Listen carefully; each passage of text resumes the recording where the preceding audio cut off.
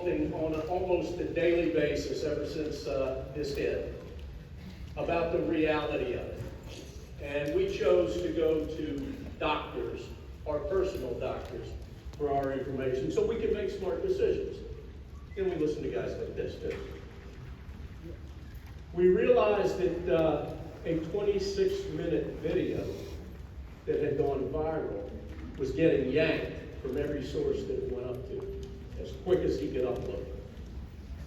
We ended up pulling the audio of that before it disappeared on us. And we ended up packaging that 26 minutes into a Cowboy Logic radio segment that we then entered into our private 24/7 radio stream. Now, you can't watch the video, obviously, when you're listening to Cowboy Logic Radio, but I wanted to let you know, and you guys know, that that 26-minute video has been in our rotation since it got yanked, since just before it got yanked. It's played twice a day, every day in our rotation. It may be playing right now, but it's given countless people the opportunity to be able to sit and visualize what's going on. Great work that you've done, and thank you for not coming after us for doing that. But it was a small thing that we could do to help keep this man's work and his work out. Anything you can do to help is critical. So with that, let's read the credentials. Well, it's an amazing amount of work and credentials that Mikki has too. Award-winning filmmaker, humanitarian. Mikki Willis is respected internationally as an innovator of socially and environmentally conscious media. His passion for uniting creative people inspired the Elevate Film Festival in 2006. During its 3-year stint, it earned the title of world's largest single-screen film festival, filling arenas such as the Kodiak Theater and the Nokia Theater. And he stands for the center of global community of visionaries today who realize that the power of art and entertainment to inspire the masses and activate change, which is so sorely needed. As a testament to their commitment to the planet and the people, Mikki and his team are often invited to document historic events and sacred ceremonies. Ladies and gentlemen, the director of Plandemic Indoctrination, Mikki Willis.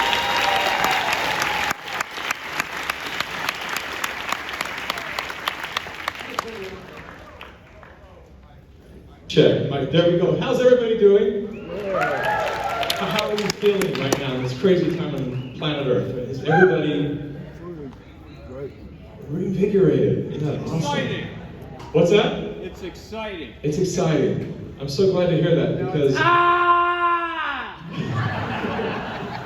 And that too. So my kids said, can I invite my kids to stand up? Isaiah and Jerry, where are you? These beautiful little men right there.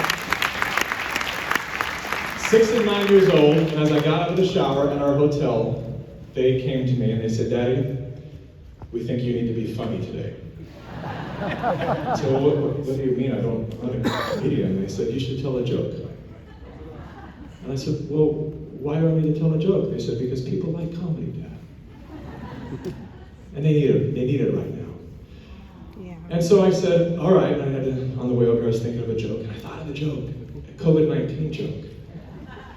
But then I realized the reality is that 99.9% of you won't get it.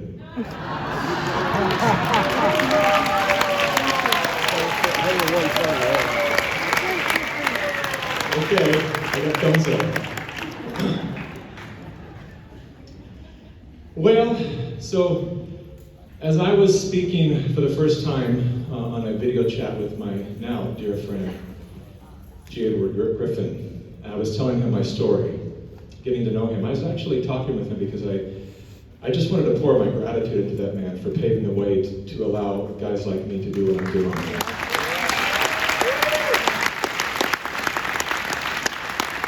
And as I told him my story, he kept asking more. He said, I want you to come tell that story on Jekyll Island. And so I'm going to tell you my red pill story today. And it's a story that actually, I've been on both sides of this experience now.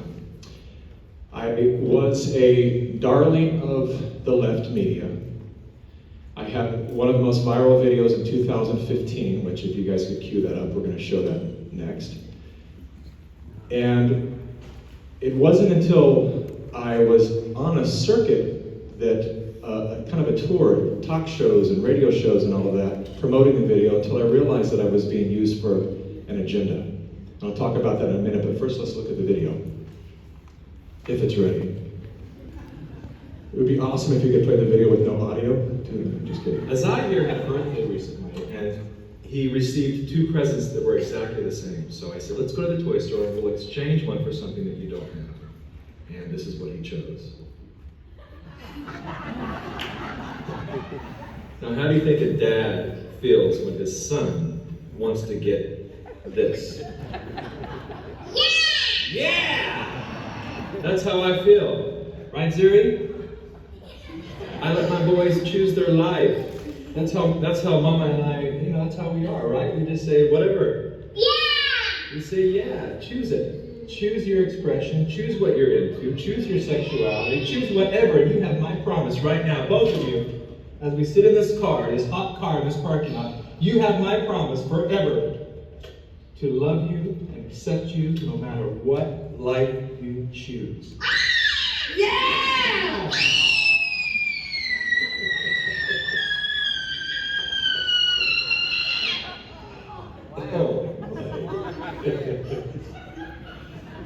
So that's it. This 1 minute and 8 second video goes around the world and it gets seen over 100 million times. And I'm suddenly on talk shows and I'm answering questions that I wasn't quite prepared to answer, because suddenly the conversation became around this father supporting transgender transitions and stuff like this, and I thought, I don't think that's what I meant in the video, but I certainly all for people choosing their own life, because I'm not a hypocrite and I love freedom. So, but that's not what I meant exactly.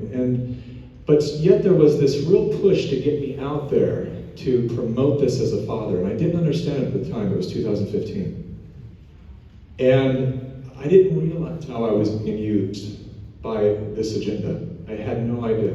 I thought it was just a wonderful thing that people. I made that one comment about choose your sexuality, and they turned that into choose your sex. And I said, no, sexuality is expression of how we choose to express ourselves as sexual beings, and whatever my kids grow up, when they grow up, it's their choice, not my choice.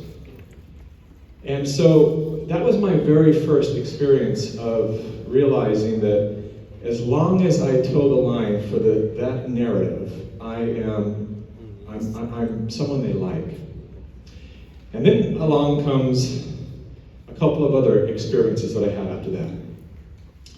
But I want to back up and kind of start at the beginning. And that is, when I was in my early 20s, my brother died of AIDS, and 23 days later my mom died of cancer. And the truth is they died of bad medical treatments, bad medicine. And I was told at that age by a lot of my brother's friends that he was killed by the medicine, and he was killed by this man named Anthony Fauci. Mm-hmm. And now, at that time, I had felt like an orphan because I was raised by a single mother. And so I just wanted to do my mourning and just forget all of that and move on with my life. And then many, many years later, I meet this woman named Judy Mikovits, and she brings up a familiar name to me. Anthony Fauci. I said, I know that name. And she started talking about his work in the 80s with AIDS, and I said, oh, I know who you're talking about. That guy killed my brother. Interesting. And so I decided to have Judy Mikovits in for an interview, to sit down and tell her story, because I thought, here is, one side of our political spectrum marching to the chant of believe women, but for some reason no one's believed this woman. And as she told me her story, I was absolutely clear that she was telling the truth. And I loved her. I loved her courage. I loved how raw and real she was. I loved that she wasn't polished. And I really felt her pain when she talked about her first love being taken away, which is science. Yeah. And I said, your voice needs to be heard, and it deserves to be heard. And that's kind of how Pandemic started, with just I'm going to do my best with my reach in the world and my ability to create media to at least have your voice heard. And that was the original intention of that. Now, how many of you have seen Pandemic? Wow, fantastic. Pandemic 1? How many have seen Pandemic 2? That's amazing. Awesome. So, and how many of you were censored by sharing the movie? Yeah, that was a really big awakening for a lot of people that I think heard about the censorship thing, but thought that it just happened over there. And so I saw a lot of people that got censored themselves and realized that it's happening everywhere right now. And so back to the experience with my mother and my brother, that was kind of the awakening for me to realize that there was something terribly wrong within the world of Western medicine. And then a few more things happened in my life, and that was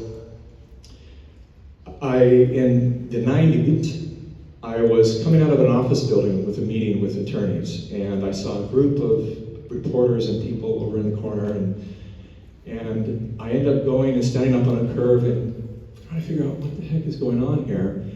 And I hear this man behind him, a black man, and I hear this man say, "Can't we all just get along?" And I realized, I went around and I said, "Oh, that's Rodney King. Oh, wow, he's doing a press conference," and I just happened to be there. I'm like the Forrest Gump, just doing this. And that statement stuck forever. Can't we all just get along? And then I went on to produce my first movie, and I ended up in New York to work on a distribution deal. And I was told by a very dear friend in New York who I had dinner with on 9/8, is that correct? 9/9, September 9/9/2001, that before I left New York, I was staying at his house, and he became obsessed during the dinner and said, "I won't let you leave New York without visiting the World Trade Center." His name was Doug, and I said, "Well, why are you so concerned that I see the World Trade Center, Doug? I don't understand. We had other things we were going to do," and I said, "But I'll do that if you want me to." And I said, "But why are you so concerned that I see the World Trade Center?" And he had to think about it for a while. And he said, "Go up and look at the view. Of course, it's spectacular, it's amazing, but I want you to actually stand at the base of the buildings, and I want you to look up at them. And I want you to consider what a joke it was that they tried to take those two things down a few years ago." This is a statement to me. Because if you remember, there was a bomb that went off in the parking garage of the World Trade Center. And I laughed. I said, "Sure, okay, Doug, I'll do that." And so I went to the World Trade Center, we went inside, and then I went to the outside, and I took a picture of me. And ironically, I only allowed one shot, and I stood up on a planter where the building, looking up at me, and the buildings were behind me, and I grabbed my hair, it was much longer, then I pulled it out, and I screamed, and I took a picture, and I said, "Fine, that's for Doug." I don't know why I screamed, I don't know why I did any of that. And I'm staying at Doug's house that morning, 9/11, I get a slap on the foot, and I wake up. And he's pale, and he's pointing at the screen, and he's saying, they bombed us. And I said, "Well, who? What bomb? What?" I'm looking, I'm squinting, rubbing the sleep out of my eyes, and I see the TV, and I see World Trade Center and smoke coming up, and I said, what? It's this. And he says, come to the roof with me, come on. And so we're in Midtown, not too far from the World Trade Center. We get in the elevator and we go to the top floor. By the time the elevator door opens, there's a bunch of people on the rooftop and they're screaming. And we go out and we look, and there's only one building standing. And it was just hard to comprehend what, looking at that landscape and realizing that something massive is missing from this picture. So we stayed there a while, and we're talking with neighbors, and we're trying to sort it out. And we said, let's go back down and find out what's going on the television. By the time we got downstairs, we went in, and no buildings were standing. And he looked at me, and I looked at him, and I said, I have to go down there. And he said, that's exactly what I was just thinking. So we went down to the parking garage, we borrowed bicycles that we never returned, and we rode to the scene. Now, we were both in media, and Doug had media badges, and so by that time the police had set up barricades, but they saw our badges and they said, I guess go in. And so we went in. And I had the most profound experience of my life. I watched what was taking place, and I had a complete snap to grip that took place for me in that. I actually stayed there for 3 days. We did search and rescue and body recovery. And what I saw inspired me, and I actually dealt with a little bit of guilt from that because I was supposed to be crushed by the situation. But what I saw was men and women behaving in a way that I'd never experienced before in my human body. I saw what I now realize is the heart of humanity, the true spirit of humanity. I saw everyone had been warned that we were breathing incredibly deadly air. They'd come around a few times to make a report to tell everyone, you should leave. We're telling you, this is going to haunt you guys, you should leave. We've measured the air and it's bad. You don't want to be here. And no one left because there was a slight chance of perhaps finding one survivor. And that is the heart of humanity. And when I saw that selflessness in that way, when I watched the cars on Wall Street, finest automobiles you can imagine, being pushed over by machines to make way for rescue vehicles, and I realized these buildings were once here, they're now rubble. The cars are now, it's a symphony of car alarms going off. $200,000 Maserati is now junk. None of this matters. What matters is this over here, these people that are the part of the human organism that are risking their lives at the chance of saving one person. That's who we are, and I'm never, ever going to forget what I've just seen. And so for me, that has been the catalyst.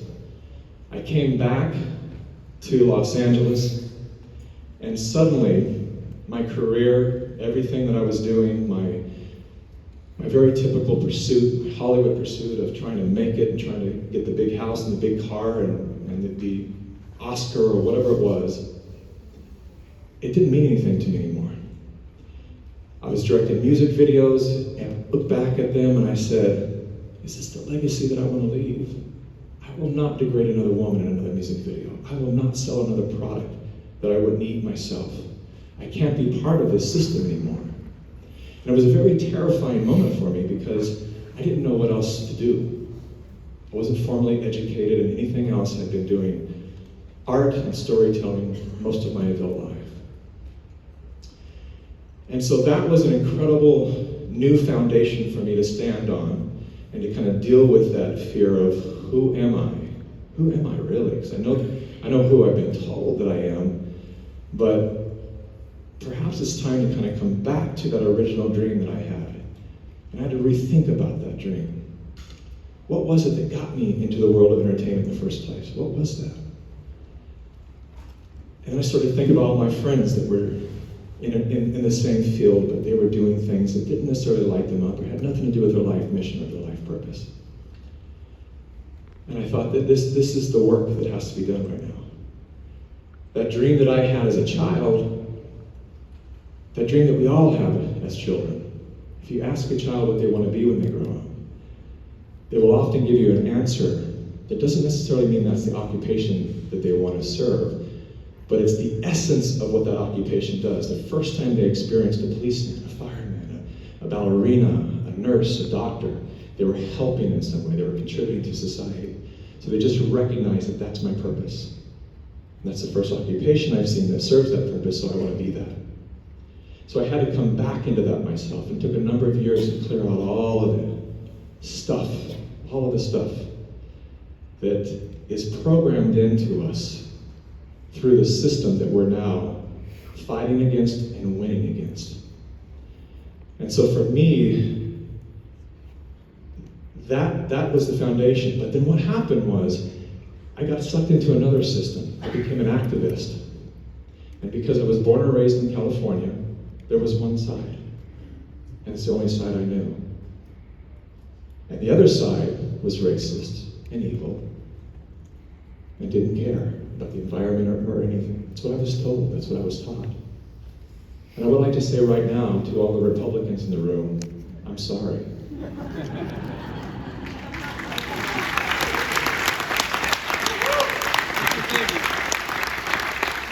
I think a lot of us owe a great deal of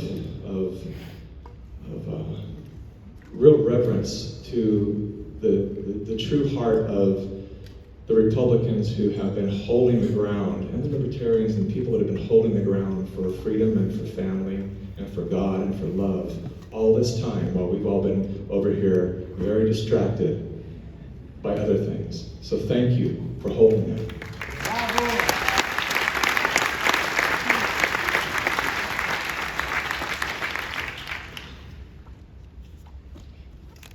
So I went on to become an activist, a left-leaning, far left, I would even say, activist. And again, I was the hero of the left, because I was able to amplify a lot of movements, a lot of causes with my media. And I ended up on the road with Bernie Sanders, documenting his 2016 campaign, beginning of my political awakening. Now, I was a big fan of Bernie for one reason, not because I knew anything about socialism.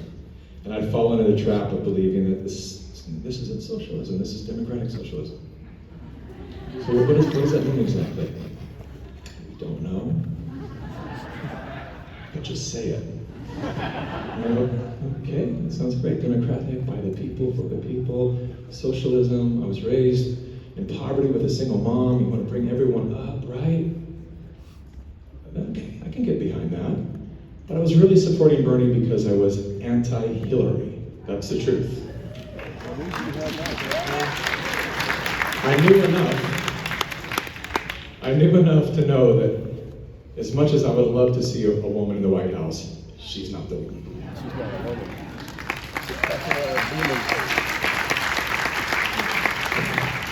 So I ended up on the road with Bernie Sanders, 2016, as I'm documenting his journey that ultimately crashed and burned in Philadelphia. I'm interviewing people at every stop, and there were multiple stops a day. And as someone who's sensitive to energy, and someone who was raised optimistically, and loves to love life, and loves to love people, and loves to love my country, I started to feel every day tired. I was being dragged down by an energy that I started to pay attention to. I said, what is going on here? What am I experiencing on this trip? And then I started realizing that, well, these people hate America. Yeah. This is weird. Why am I so inspired by Bernie? Let me start listening to him. So I'd be on stage with the camera, and I started listening to him really carefully, and I thought, has he ever said anything good about America? He hasn't, has he? That's a problem.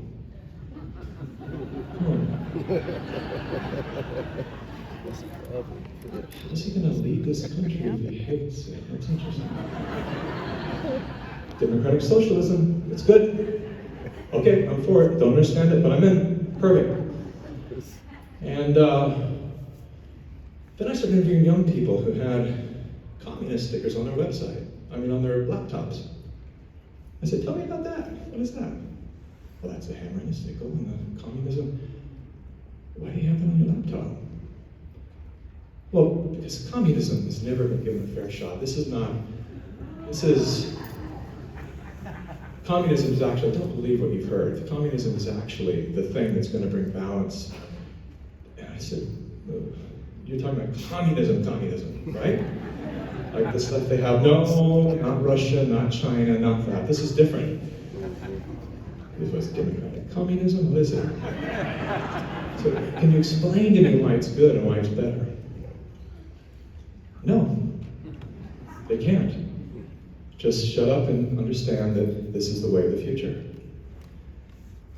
Well, then I had friends calling me going, hey, I love you, dude, but man, do you know about Bernie Sanders? I'm from Vermont, let me tell you a little something. And I said, I'm on the road with him. I think I know him better than you do. You don't know what you're talking about. Just put Democratic in front of all of it and it's okay.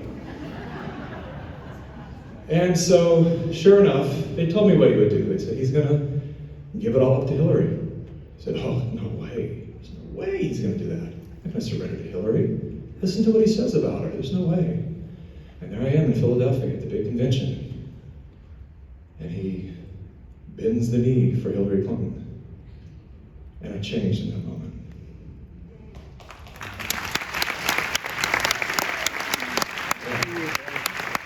I hopped on an early flight, and I got the hell out of that place. But my journey wasn't over. Nor had I totally waken up, clearly. I had some more learning to do. I ended up doing about 2 years of service to work with the Standing Rock tribes, and which I would always support our indigenous brothers and sisters forever, always.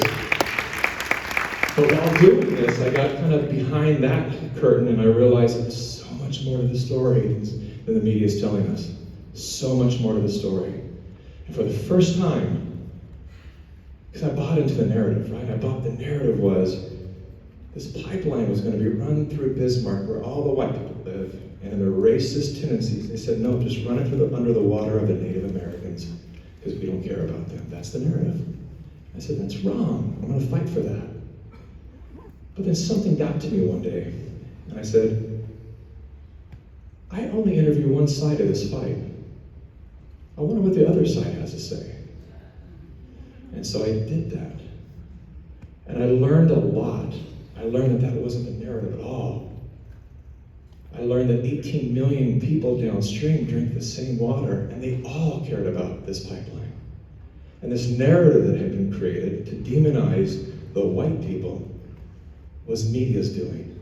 And that I was once again, unwittingly, serving that agenda. And that's how so many media people, so many journalists get sucked in, because it's so clever. And if you care, this is the thing I have to remember all the time because I've been attacked so hard by the left. But I have to constantly remember that the only way that they could be so wrong, so sucked into a false narrative, is because they care so much. It's weaponized morality. They get sucked in with morality. And they get convinced that guys like me, guys like all of us, are the dangerous ones. Because we stand for freedom. And freedom is somehow racist. So that woke me up. My next awakening was, I wake up one morning and my incredible goddess of a wife, Nadia, raise your hand, baby, are you there? Where is she? There! She's sitting on the edge of the bed with her phone, and I wake up and she goes, this is not good. And I go, what's up? She goes, what's up? And I read the headline and it says, the very first Indigenous Peoples March is thwarted by a group of MAGA hat-wearing young men who stopped them from marching, circled a Native American military Vietnam veteran and started chanting, build the wall. Are you kidding me? Oh, I'm gonna take these little bastards down. This is wrong. So I go into action, I get my team ready, and we're looking at all the footage. And I look at the video and I go, I know this guy because I work with all the indigenous elders. I'm gonna call him, send me your cell phone footage, and I get all these angles of footage. My team and I are looking at everything. And I say, hey guys, where's that part where the kids said build the wall? And they go, I don't know, we can't find it. Well, there's a 2-hour live stream here. It shows everything, so let's just zip through that and find it. It's not there. The kids never said build the wall. So then I got a hold of one of the guardians of the kids, and I said, send me the kids' videos. Give me all their cell phone footage. Let's upload it right now. I want to see it all. And I see a very different story. I see some very well-behaved Catholic boys who made the critical error of buying a $5 hat so that they could identify each other, not lose their group during the Right for Life March. And they were told to wait on the stairs for their buses at 5 p.m. And then they were surrounded by people, by adults, 15-year-old boys. And they're surrounded, drums banged in their faces, and the entire media willing to take these kids down and make a human sacrifice, just for the narrative. And I couldn't believe that that was the country that I was living in. I already knew that the media was evil, but I had no idea that they would go to that level. And I call my good buddy, who's the son of a very well-known attorney who represents indigenous people, and I said, hey, I see you there on video, and I'm just wondering why you haven't spoken out in the media to tell them actually what happened.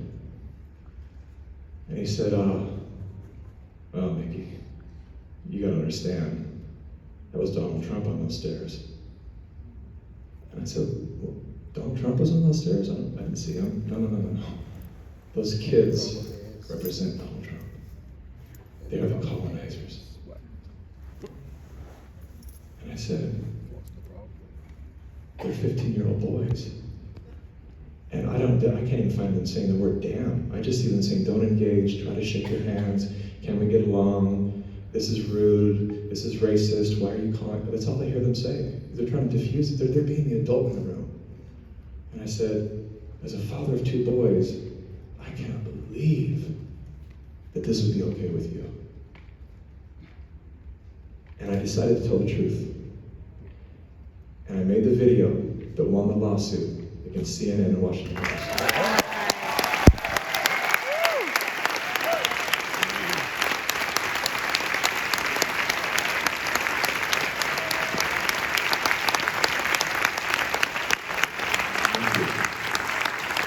Thank you.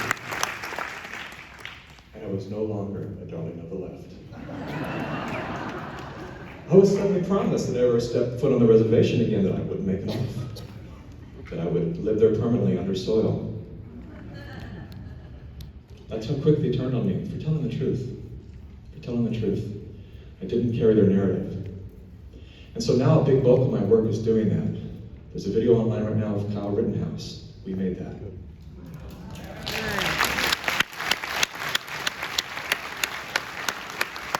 Now this is the first group that I've admitted that to, and I'm sure I'm going to get a lot of flack for the people that are online watching the live stream, and we'll see this later, because I usually keep this stuff privately, but this is no time to be silent anymore. That's right. And if there's an innocent citizen in this country, I don't care what gender, what color, none of that motivates. It's about truth, and truth only. And I will not see a 17-year-old kid who may have made his own mistakes, perhaps by unlawfully carrying a gun into a situation for his own protection, but I've now seen every video of that young man. And he's a very stand-up citizen who went there to help. He went there to help the protesters. Yeah. And he was targeted, just like the Covington kids. And now they're calling him. Facebook actually says, you can't post anything positive about Kyle because we don't support mass murderers. That's what Facebook says right now. No judge, no jury. They have condemned him as a mass murderer for literally protecting his life, having guns grabbed from him. And there's a few other cases that we're on right now that I can't mention, unfortunately. But we're doing something called forensic filmmaking.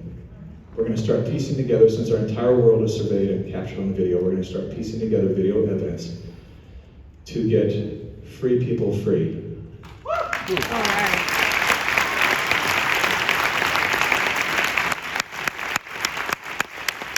Innocent people free, to keep us with our own civil liberties, that we have the right at the very least to protect ourselves, to defend our lives, to do that. And it's a shame that we've come to this point in history, but we're here.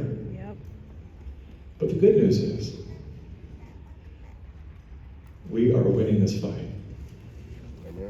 And I'll tell you why I'm so absolutely clear on that. Because we all have access to a crystal ball. We just haven't been taught how to use it. I'll explain what I mean by that. I see our innovations and our inventions as a prototype in the same way that an architect first lays out a blueprint and then builds a mini-scale model and then builds the building. Our inventions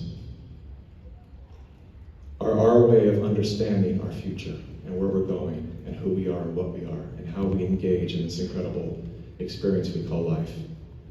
One such invention was the computer. So we all received a few decades ago a personal computer, and it was a big deal to us. We all now had a little computer or a big computer, paperweights, that would sit on our desk, and they could process the information that was programmed onto their hard drives. And for me, that was our way of trying to understand our own minds and these hard drives within our skulls. But it can only do what was programmed on it. And for so long, we've all been operating from this limited program, this limited hard drive with limited space. But then we invent something called the internet. And every little computer becomes a supercomputer. Access to infinite intelligence. Little tiny laptops. I just bought my son a little MacBook Air, and it's like, you can get information from all over the place, but don't you dare go online yet, you're 9 years old. So, for me, that is a clear blueprint for the next stage of our evolution. It is time for us to go online. It is time for us to reconnect that cord that's been severed between us and nature. The vast, infinite intelligence that is nature, that is constantly broadcasting. The very broadcast that allows 2,000 birds to fly in unison and turn at the exact same time, without any audible or visual cues. How do they do that? What are they listening to move as one body? Because we can't even get that done. Birds have brains this size, so we have brains this size, and we can barely even move down the freeway together. So perhaps it's time that we tap back into that innate, incredible ability to be guided by nature, God, whatever you choose to name it. Because we've been intentionally, by design, severed from that gift and that ability. And much of it started at the beginning of the 1900s by a man named John D. Rockefeller, who decided to flip the script on medicine. The man who owned all the oil in the world, when it was discovered that you could make medicine out of petroleum, he said, I want to own medicine too. So he determined that every holistic, every herb, every doctor that was working in conjunction with this incredible thing we call planet Earth was a quack. And he flipped the script so that original medicine, thousands of years old, was alternative. And his new petroleum medicine was the standard. And because of that, medicine is now the third killer of the human body. That's right. Kind of a weird thing to talk about, but I understand. We get it. The truth. So that in that severing, the whole game is about dependency. The entire game is about dependency. The reason that none of our pandemic experts said one word about the importance, while you're sequestered, while you're in quarantine, now that I have all of your attention as a medical expert, I want to let you know the importance of your natural immune system. And this is how you must build it. You need sunlight. You need vitamins. You need food. But it's the opposite. Stay inside. Wash your home with toxic chemicals all day long so you're sucking that air in. Wear your mask wherever you go so you suppress your oxygen and invite all the opportunistic diseases to come in. Then you'll be forever dependent upon our medicine. Same financially. Let's bring you to your knees so you have no choice but to accept our socialist payment. See, it works. It's relief, right? Socialism works. Don't even have to call it democratic anymore. We're onto them. We see them. And here's why I know we're going to win this game. Because a big part of my life has been in studying the work of Joseph Campbell. The hero's journey.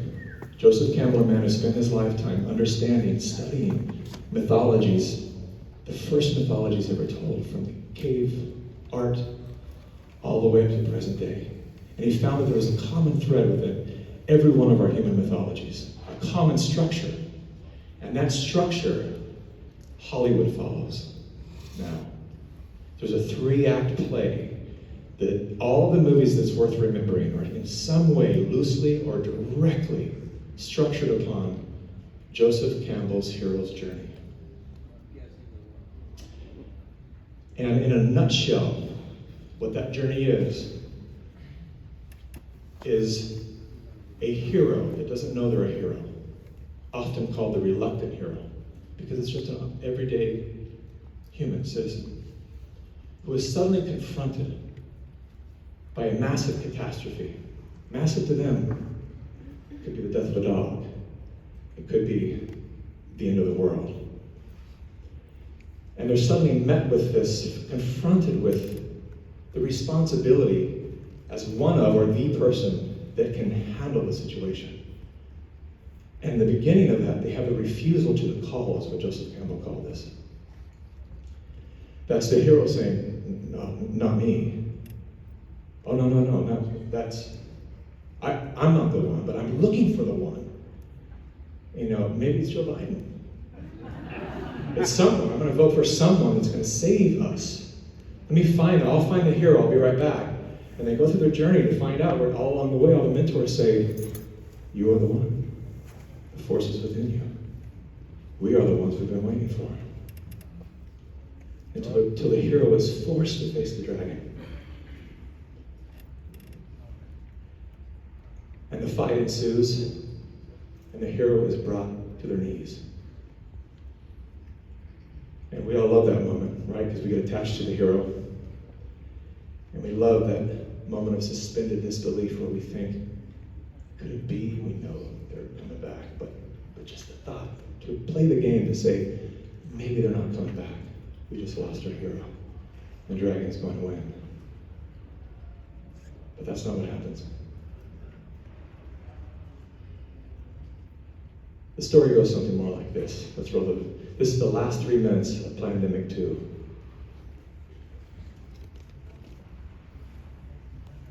My stories, the stories we're told, become the stories we tell.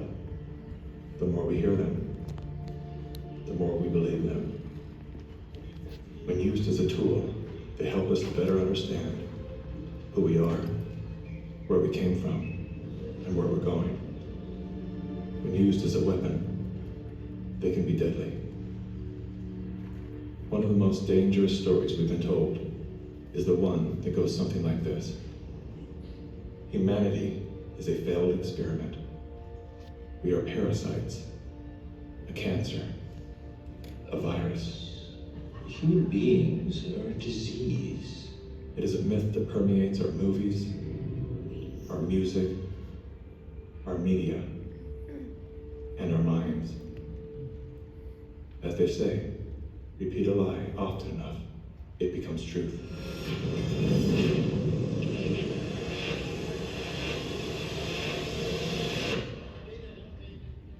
Perhaps that was the goal of the authors of that story. We feel too afraid to have kids because we feel that we're heading towards civilization breakdown. Fear shuts down the part of our brain designed to solve problems. Without that ability, we look for others to guide and save us. In doing so, we lose touch with our most primal nature. We forget that we are an extension of the most brilliant and resilient ecosystem in the universe. We stop eating food grown from the earth and begin consuming products processed from machines. We trade medicines that heal for drugs that harm. We abandon love and liberty for debt and dependency. The good news is, our story is not over. The climax has yet to come. That moment when the hero rises from defeat, summoning a force they forgot they had. A force within, a force of nature.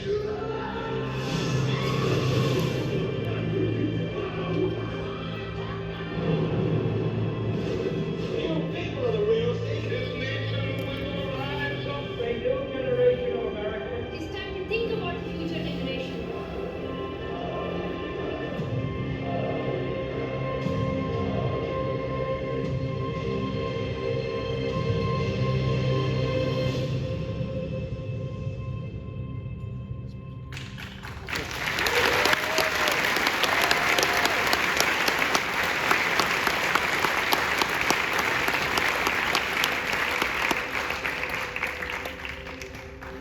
I chose these last words because it's so important that we realize that it's our turn, our time to make the plan. Never again will we allow these bastards to author our lives. Never again. Thank you so much for allowing me this time to be here. Thank you to everyone. Please continue to stand up. We need everyone's voice. We need every one of you, every one of